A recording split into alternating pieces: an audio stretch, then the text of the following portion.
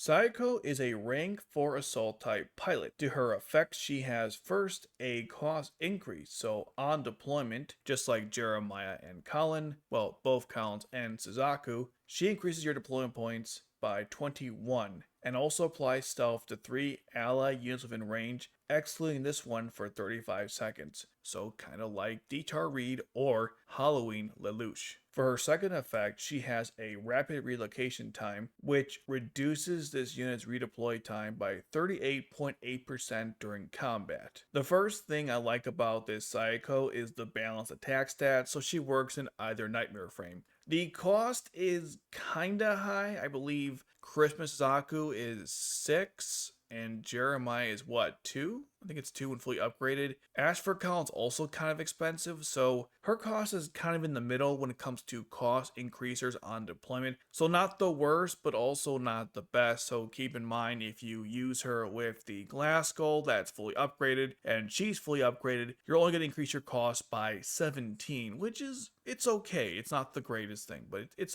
pretty good. Now her health and defense are pretty standard for an assault pilot, at least now. In the Japanese version, it gets kind of crazy. But for now, this is pretty standard stuff. So what makes this Sayoko great is that she can cloak and increase your cost on deployment, which is obviously why you're going for her. If you don't have Halloween Lelouch, this is not a bad substitute. Obviously, Detar Reed is a rank 2 pilot that does the same thing. So between him, her, and Lelouch, you got a lot of options for cloaking. This Sayoko is of course unlimited, so if you don't go for her now, you'll have another opportunity, well, basically anytime you summon a character, but they'll have specific banners down the road that allow you to have a higher chance of getting her again, kind of like what we had during the half anniversary event. Now, originally when this Sayoko came out, I thought she was worse than Christmas Izaku because I value doing damage on deployment and increasing your cost versus cloaking, but I can tell you as someone's been playing this game for almost 2 years, I mean it's basically 2 years, second year anniversary is in May, so it's 2 years at this point. Anyways,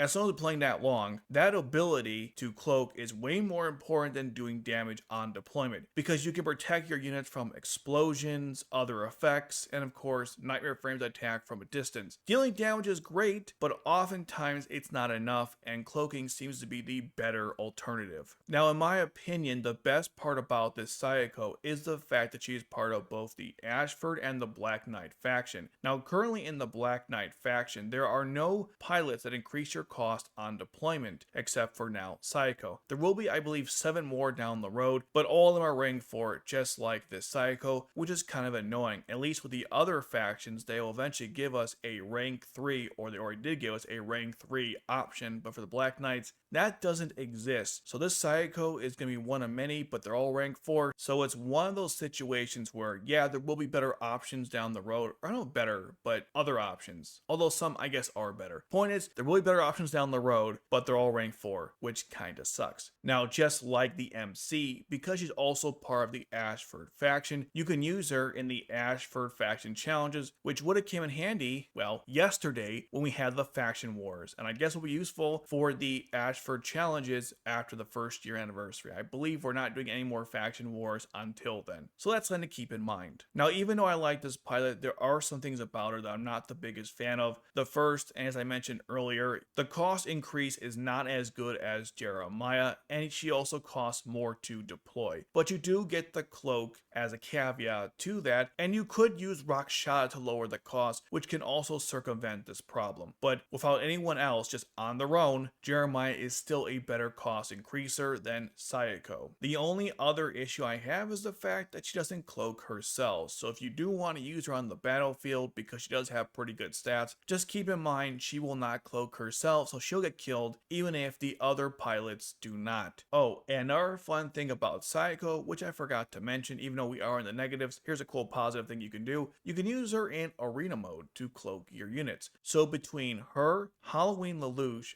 and Detard, you can cloak practically all of your units in arena mode, which means that not having Anya or now Dalton really hurts a lot. But for those that do, you'll be eating well going forward in arena mode.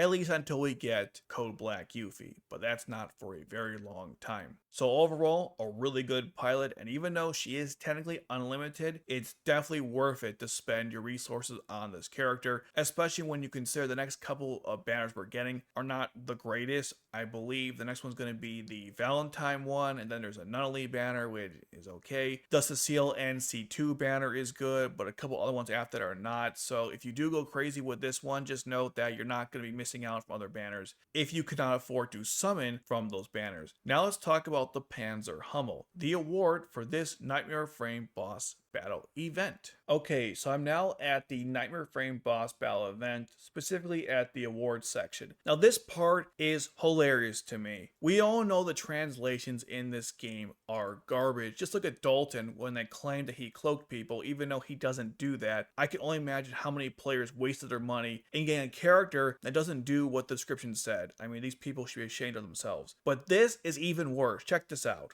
It's empty. They don't even give you the stats. They don't, it's so dumb. It's missing information. It is one thing to have the wrong information. It's another to have no information. So that's Lost Stories for you. People have spent lots of money in this game, and God forbid they hire one quality assurance engineer to just look over this stuff. Literally an hour of looking through things could find half the problems, but still we have things like this. You've got to do better. So I have to go online to get all the information about the Panzer Hummel. Good stuff, and I can't wait for future Nightmare Frame boss battle events when you actually care about the Nightmare Frame that you're going to get, if of course you complete 10 stages, or I think it's 10 levels, and get a high enough guild total score. Okay, so we are on App Media, which is a website that has information on Code Geass Lost Stories, although it is in Japanese and it's Japanese focused, so you won't find stuff on the global release. And the tier lists are extremely controversial, but I'm not going to talk about that in this video. Let's get to the Panzer Hummel itself. So the Panzer Hummel is a ranged Nightmare Frame, cost 4 to deploy, has a defense of 20, which is awful. The main attack attacks 2 enemies within range, 190 base attack. The skill attacks 3 enemies within range, dealing 2.75 times your attack power and stuns them for 3 seconds. So it is a stunner. Now when it comes to the Panzer Hummel, it's really bad. The defense alone ruins the Nightmare Frame. Yeah, you got low cost. Who cares? The base attack is awful at 190. The only thing this is good at is attacking 2 enemies at once, so it's not bad for healers because there aren't many Nightmare Frames in the game that attack 2 enemies at a time. So I guess in those very niche situations where you don't have anything else, you could use the Panzer Hummel. The stun ability is also not terrible, but the problem with the stun ability on this Nightmare Frame, and of course the one on the Lancelot Club and the Sarlin Custom, is the age-old question: what is better? To kill an enemy by stunning them to death with a special ability, or just killing them in one shot? Now, for most cases, it's probably the one shot. There are times where stunning is probably better, but most of the time, I'd say 99% of the time, maybe 90%. I'll be fair and say 90% of the time, I would just kill them outright with a Lancelot or a Sarlin, or even the Sarlin Custom with the range weapon, something like that. So for those reasons alone, while I do think the stunning ability is not bad, and you could in theory combo it with Ashford Lelouch, generally speaking, it's not good. Also, the combo with this Nightmare Frame and Ashford Lelouch never really worked out too well for me. I remember speculating on that in my previous video when I covered this, and even then I wasn't too sure about it, but I can tell you now, I never use a Nightmare Frame to do that, or use a Nightmare Frame in general. I do occasionally see Japanese players using a Nightmare Frame, but I feel like it's more of a troll, or just because they have it, they're going to use it. It's not a case where it was required. I think of all the Nightmare Frames they give away in these boss battle events, or even just in general, this has to be one of the worst Nightmare Frames, period, because it has low attack power, the skill isn't strong enough, the base range and special range are awful, they only attack on the sides, you can't attack what's in front of you, and because of that I would actually prefer the Palomides because at least it attacks in front of you, and the special is just like the Sarlin's base range, so that's actually pretty good. This thing, oh my god, just the worst. But I guess in certain maps where everything is kind of spaced in a certain way, it's not awful. But again, it has such low defense that, yeah, you can put in the battlefield and you might get some good hits on the enemy, but it won't last too long. You'll have to cloak this thing, shield this thing, do both of those,